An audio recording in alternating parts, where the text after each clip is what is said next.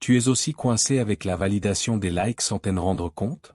Nous vivons à une époque où il semble y avoir une règle silencieuse si rien n'a été posté, alors peut-être que cela n'est même pas arrivé. Les réseaux sociaux sont devenus une vitrine permanente de la vie voyage, réussite, relations, et même moments apparemment simples. Dans cette dynamique de psychologie des réseaux sociaux, beaucoup de personnes ressentent la pression sociale en ligne pour montrer qu'elles sont heureuses, occupées et vivent quelque chose d'extraordinaire.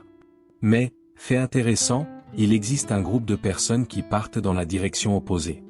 Peut-être connaissez-vous quelqu'un comme ça. Cette personne qui observe tout, voit les publications, suit les histoires. Mais il ne poste presque jamais rien.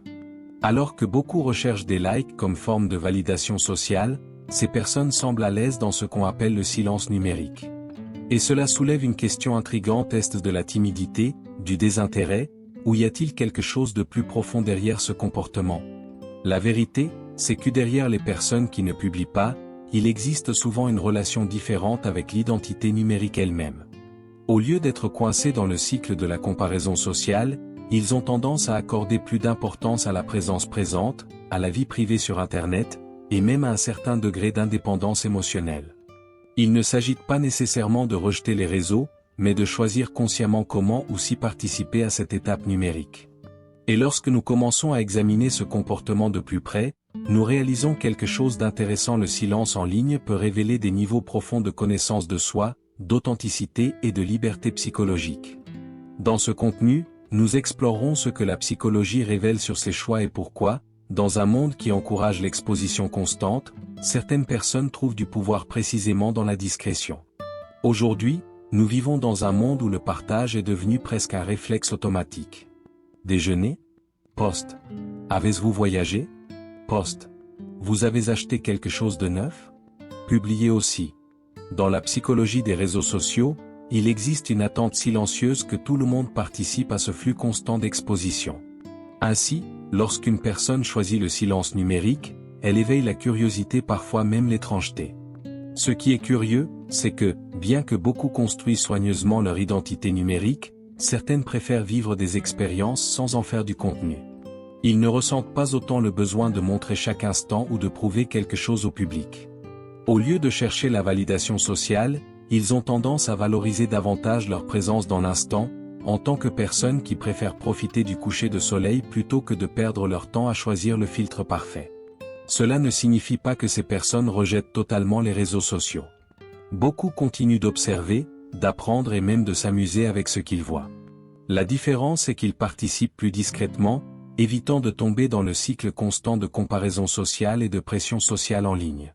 Et lorsque nous percevons ce contraste, une question surgit naturellement qui intrigue beaucoup de gens. Qu'est-ce qui pousse quelqu'un à tout observer, mais presque jamais à partager quoi que ce soit?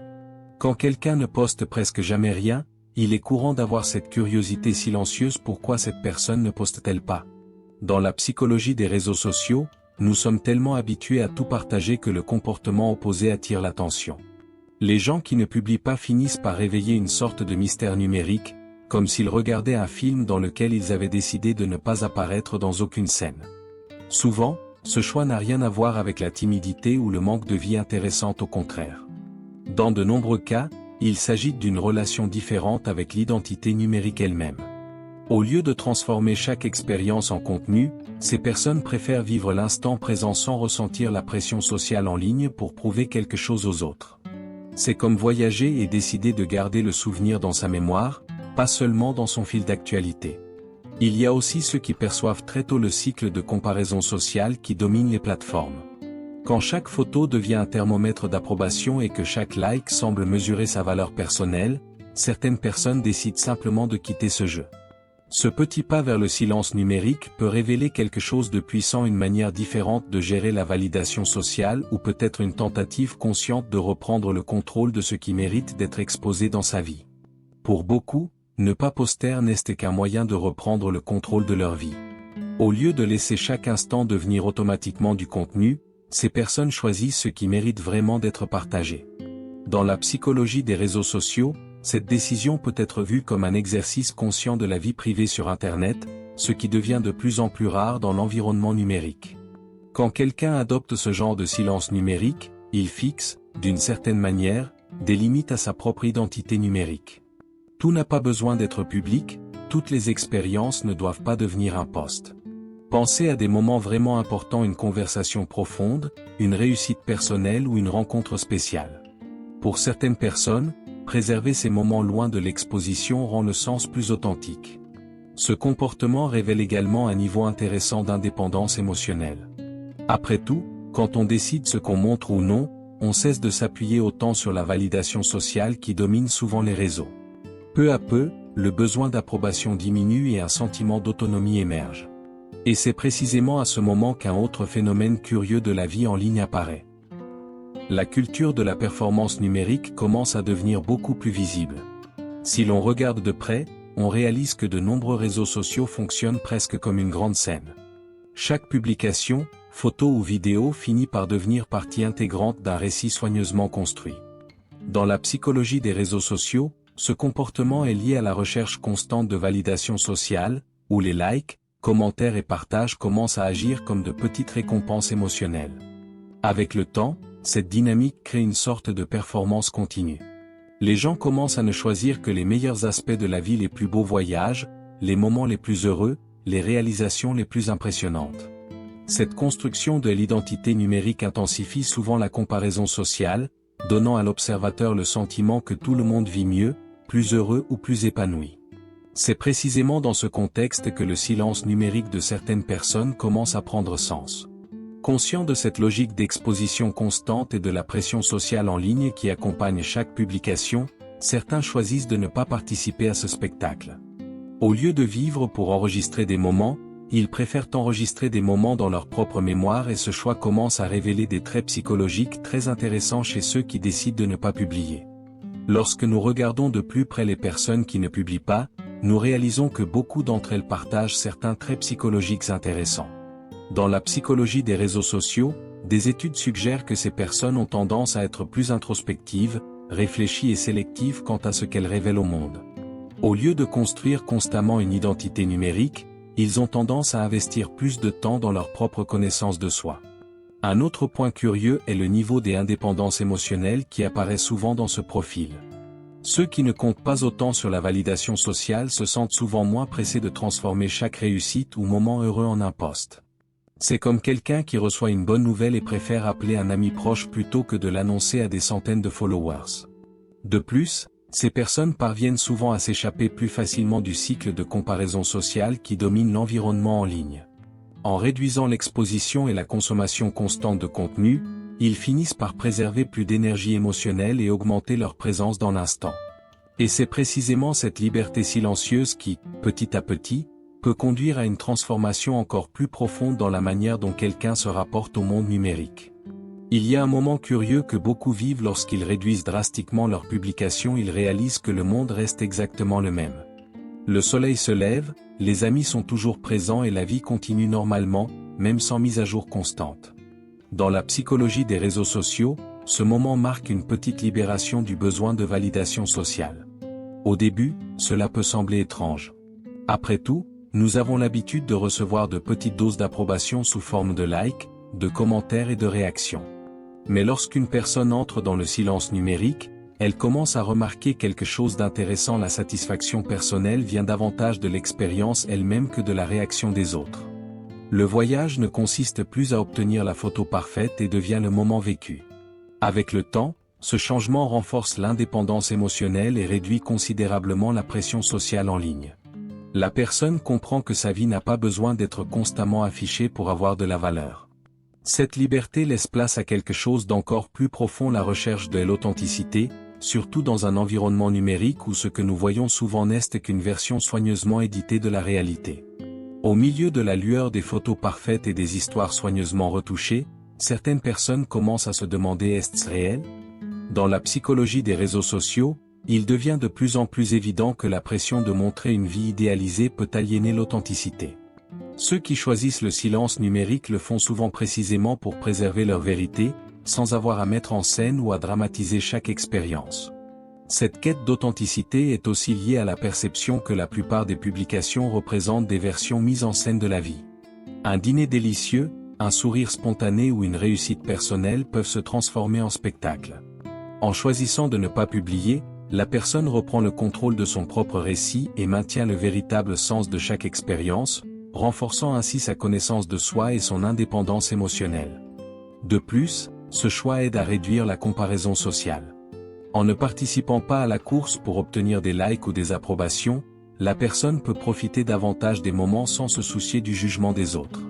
Chaque expérience devient authentique, appréciée dans le présent, sans avoir besoin de la transformer en spectacle numérique, renforçant ainsi la valeur du silence numérique comme outil de liberté personnelle.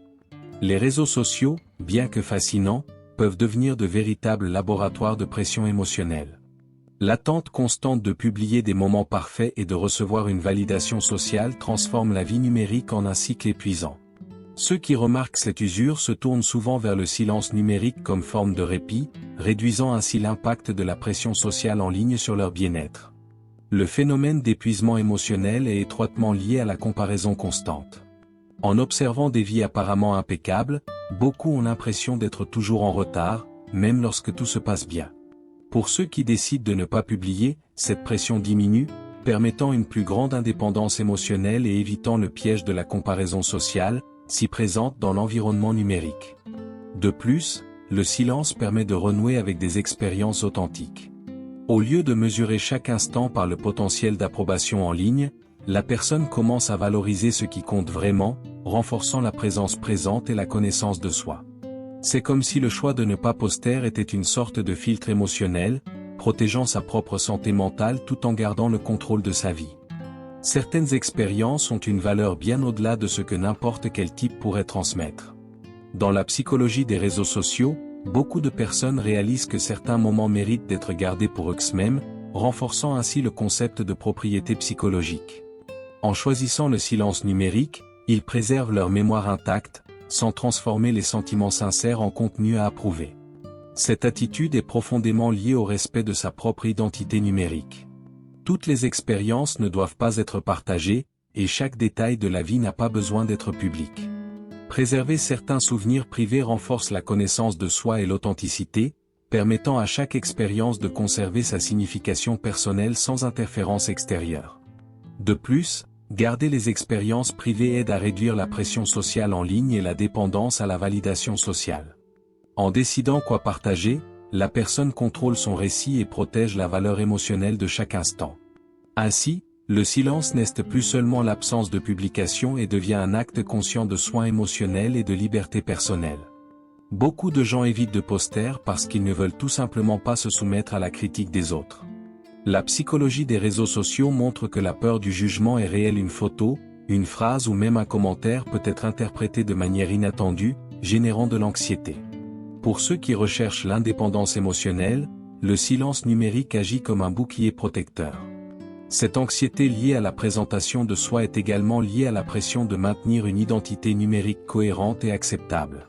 Chaque publication devient un petit test d'approbation sociale, et la préoccupation pour sa propre image peut devenir épuisante.